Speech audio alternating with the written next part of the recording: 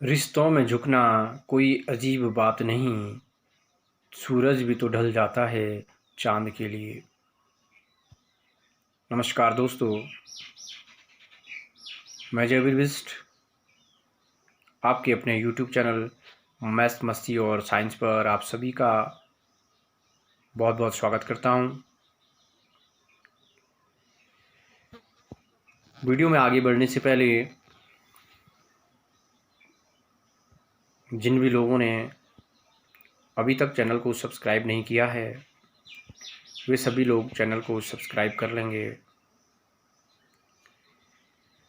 दोस्तों, आज जिस टॉपिक पर हम चर्चा करने वाले हैं वो है रासायनिक सूत्रों का निर्माण करना, रासायनिक सूत्रों को बनाना।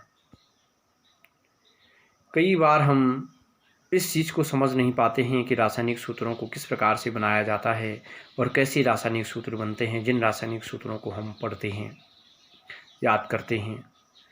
तो आज के इस वीडियो में मैं आपको बताने वाला हूं कि किस तरह से रासायनिक सूत्रों का निर्माण होता है और किस तरह से हम उनको पढ़ते हैं और उनका नाम करते हैं।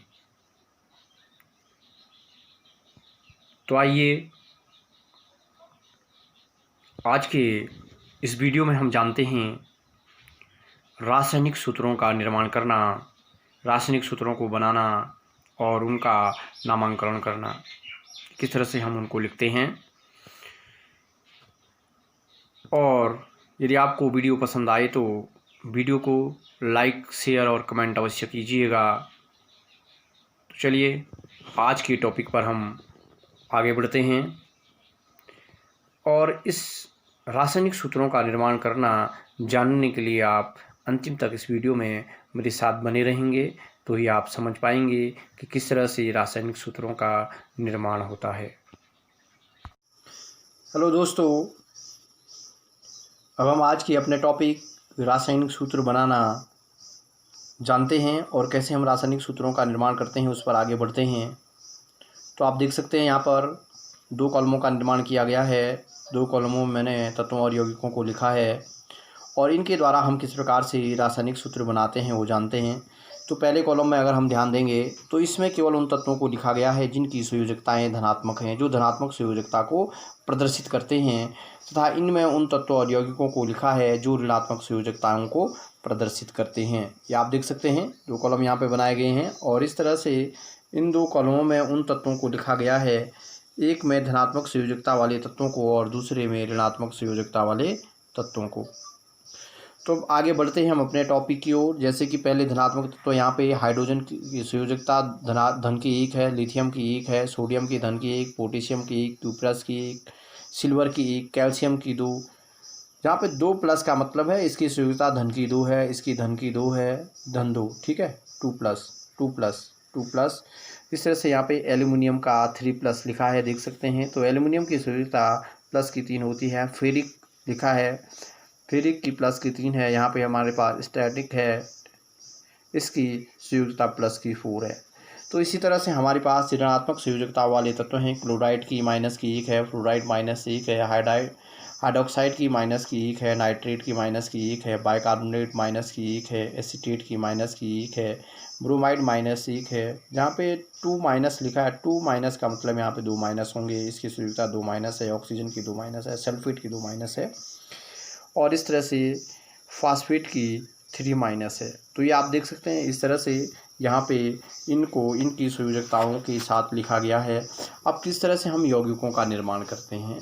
जैसे सबसे पहले हमारे पास अगर हम यहाँ से हाइड्रोजन के लेते हैं और यहाँ से क्लोराइड लेते हैं तो दोनों की संयोजकता 1-1 है। तो इसको किस तरह से लिखते हैं, अगर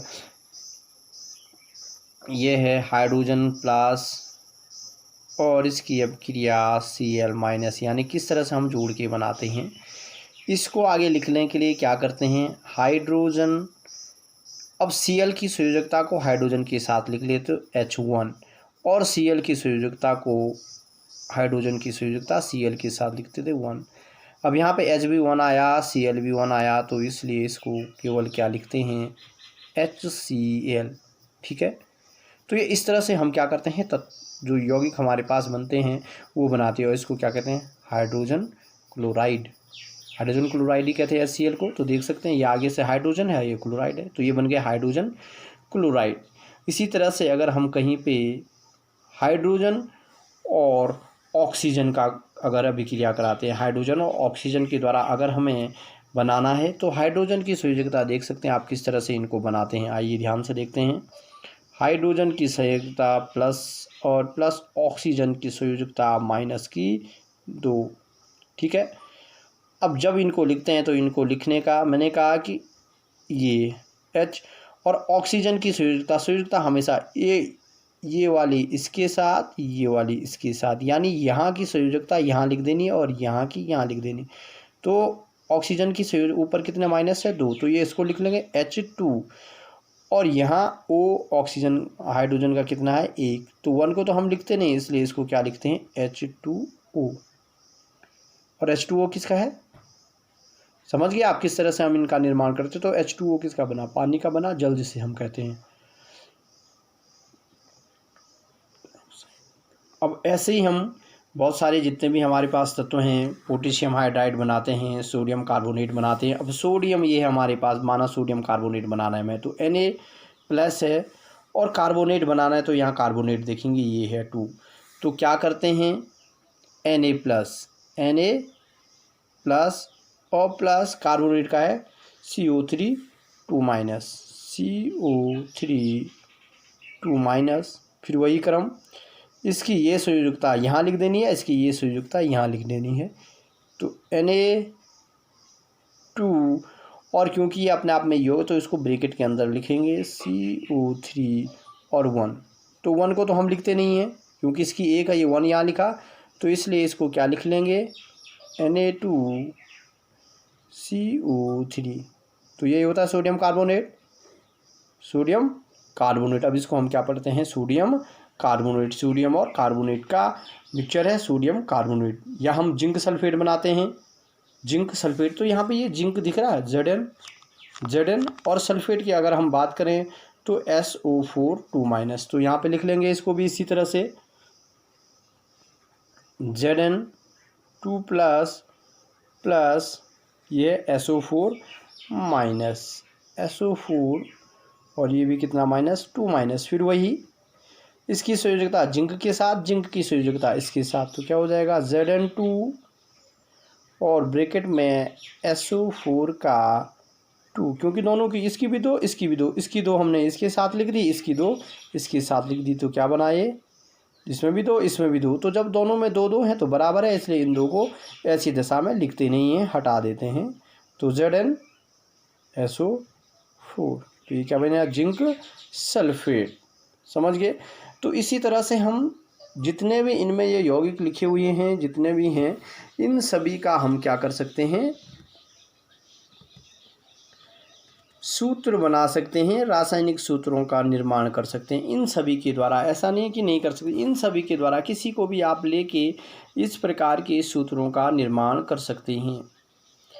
अब एक चीज़ यहाँ पर आ जाए, जैसे फेरस और फेरिक, 2 चीज़ें, हमें फेरस सल्फेट बनाना है और फेरिक सल्फेट बनाना है। थोड़ा इन चीज़ों पे ध्यान देंगे, एक इस पे और इस पे दिख रहा है, इसकी +2 संयोजकता, इसकी +3 की संयोजकता, थोड़ा सा और सल्फेट बनाना है, तो ये SO4 है। तो सबसे पहले इस और इसको लेके करेंगे। तो आइए देखते हैं, Fe की संयोजकता 2 प्लस SO4 की संयोजकता 2-, संयोजकता इसकी इसके साथ, इसकी इसके साथ, तो Fe2SO4 का होल ट्वाइस। क्योंकि ये अपने आप में पूरा एक ही यौगिक है, तो इसलिए इसको हमेशा ब्रैकेट में, सिंगल होता तो सीधे लिख देते, ठीक है। तो ये आगे इन दो, जब दोनों में बराबर है तो मैंने कहा फिर लिखते नहीं हैं, डायरेक्टली लिख लेते हैं FeSO4। अब अगला मैंने कहा फेरिक सल्फेट अगर हमें, तो ये फेरस सल्फेट हो गया, इसको हम क्या कहते हैं फेरस, और ये हो गया सल्फेट, तो ये हो गया फेरस सल्फेट। अब आगे फेरिक सल्फेट अगर हमें, तो Fe की संयोजकता 3 है, तो इसको लिखेंगे Fe3 प्लस SO4 2-। अब उसी तरह से Fe के साथ SO4 की संयोजकता -2 है, तो लिख लिया, और ब्रैकेट के अंदर SO4 का और इसकी 3 है, तो होल थ्राइस। अब इनमें इसकी 2 इसकी 3 दोनों की अलग अलग है, तो इसलिए इसको इसी रूप में रख देंगे और इसको पढ़ेंगे फेरिक सल्फेट। ठीक है, ये हो जाएगा फेरिक सल्फेट। अब आई बात समझ में। तो इसी तरह से हमें क्या करते हैं, जितने भी रासायनिक सूत्र हैं उनका हम इस क्रम में निर्माण कर सकते हैं। तो इस तरह से अन्य भी जितने भी रासायनिक सूत्र हैं आप बना सकते हैं और उनको बनाने की प्रैक्टिस कर सकते हैं। तो मेरे साथ वीडियो में जुड़े रहने के लिए धन्यवाद। और जिन लोगों ने अभी तक चैनल को सब्सक्राइब नहीं किया है वे सभी चैनल को सब्सक्राइब कर लेंगे।